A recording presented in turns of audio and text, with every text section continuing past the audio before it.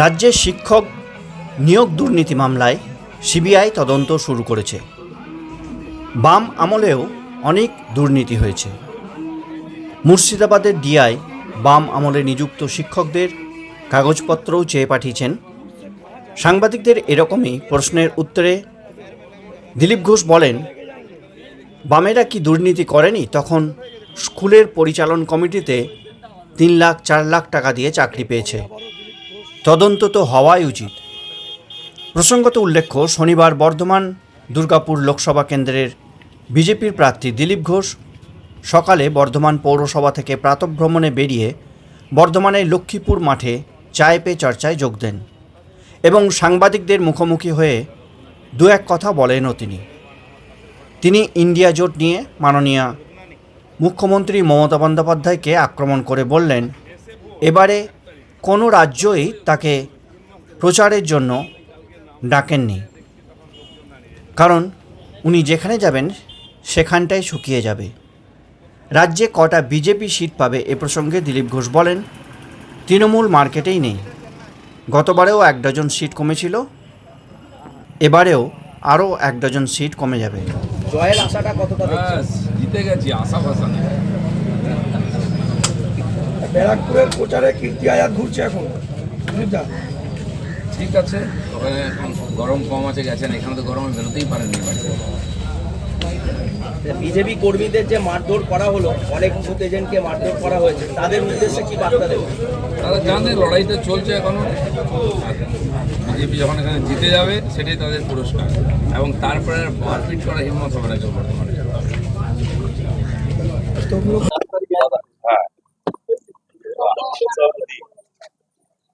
মালা ভালা বলে দেন, সকালবেলা পড়াবে না। সকালে ফুলের গন্ধ ভালো। জোড়া ফুল আর কত ফুল? হ্যাঁ, জোড়া ফুল গেট। সরি ফর কষ্ট দিলাম। বলছি দাদা কেমন আছেন? আরে বেঁচে কেন আছেন? বলছি হ্যাঁ, চলুন। এত লোক যাবে না। আপনার মহিলা সাংসদ যেটা অভিযোগ উঠছে যে কেজরিওয়ালের আত্মসহায়ক ঋতু চক্র চলাকালীন তার পেটে লাথি মেরেছেন এবং তিনি অভিযোগ করছেন, কি বলবেন?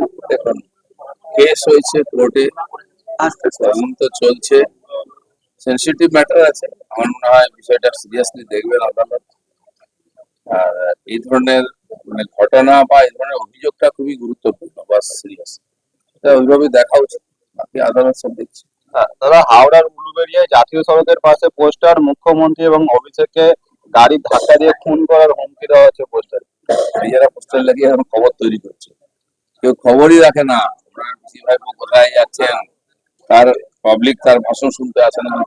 লোকেরা, পার্টির লোকেরা অ্যাক্টিভ নয়, তারা দক্ষিণ বাংলা করে দেখুন তাদের এমপিদের বিরুদ্ধে পোস্টার করছে। আমি কাল আরামবাগে ছিলাম, প্রচার করছিলাম, সেখানে শুনলাম আগের এমপিকে টিকিট দেওয়া হয়নি, তো তিনি পার্টি অফিসে তালা মেরেছেন তার লোকেরা। এখন টিএমসি নিজের পার্টির লোকেদের লড়াতে পটাতে মিটিং ভোট শেষ হয়ে যাবে। সেজন্য এখন টিএমসি কে আর কেউ নিয়ে ভাবছে না। সারা দেশে 400 পার কি করে হবে, ওঠে হচ্ছে প্রশ্ন, ওঠা হচ্ছে চর্চার বিষয়। দাদা, অভিষেক বন্দ্যোপাধ্যায় ধনিয়াখালীতে সভা, এবং ওই সভা থেকে তিনি বলছেন যে যদি ধনিয়াখালী থেকে 30-35 হাজার ভোটে রচনা ব্যানার্জি জেতেন, তাহলে পরে ওই এলাকায় 50 কোটি টাকার কাজ হবে গ্রামীণ সড়ক যোজনা। এর আগে ধনিয়াখালীর এমএলএ বারবার এরকম করে গুন্ডামি করে জিততেন। গত 19 সালের নির্বাচনে ওখানে সভা করতে রাজি ছিল না, আমাদের লোক সংগঠন ছিল না। আমার লোকেদের বলেছিলাম যে মাইকটা টাঙিয়ে দিয়ে তোমরা চলে যাও, আমি সভা করছি, এবং তাই হয়েছে। কয়েকজন মহিলা সামনে বসেছিলেন, পুরো ফাঁকা মাঠ ছিল, মাইক ছিল, আমি ভাষণ দিচ্ছিলাম। আর ভোটের পরে যখন যাই, ওইখানে দাঁড়াবার জায়গা ছিল না, ফার্স্ট এন্ড ভরে গেছিল। এবারে তো ওদের কাছে লোক নেই, যারা ভয় দেখাতো, মারপিট করতো, তারা এখন চুপ হয়ে গেছে।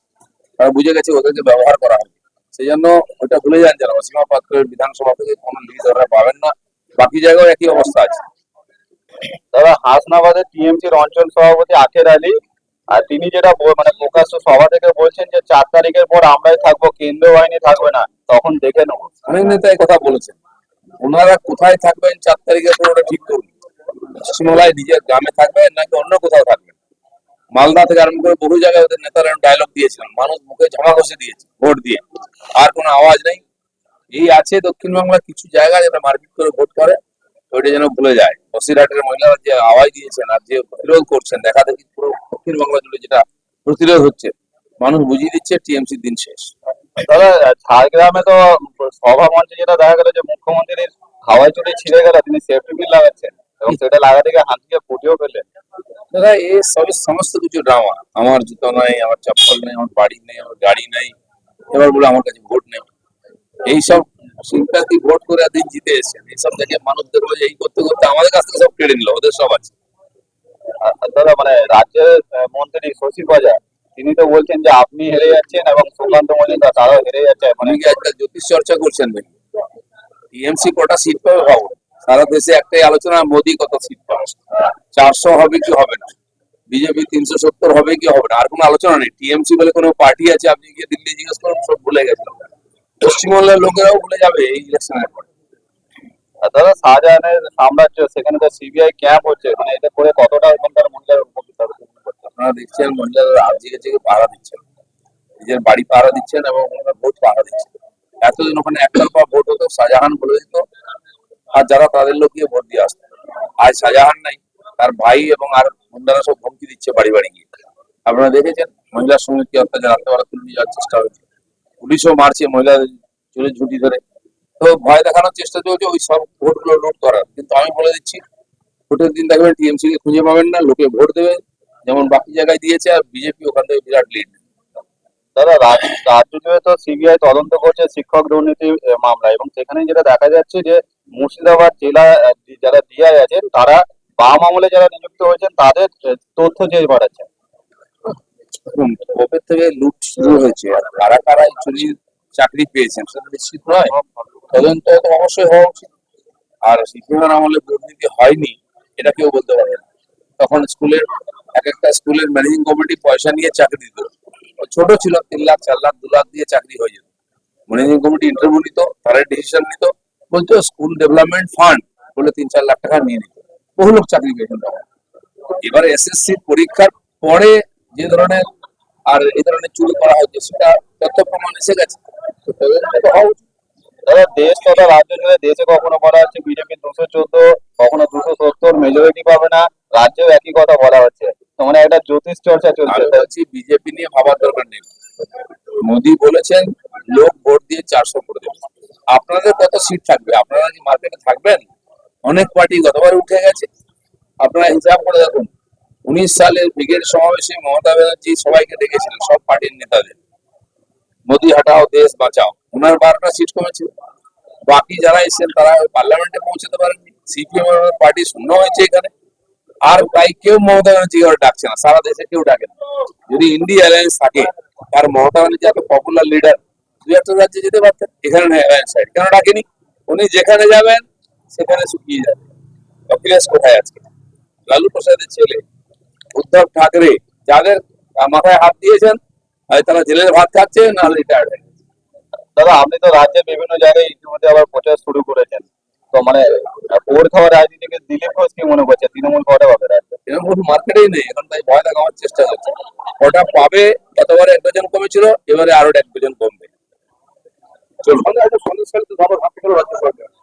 ধাক্কা তো সব জায়গায় খাচ্ছে, শেষ ধাক্কাটা 4 তারিখ পাবে।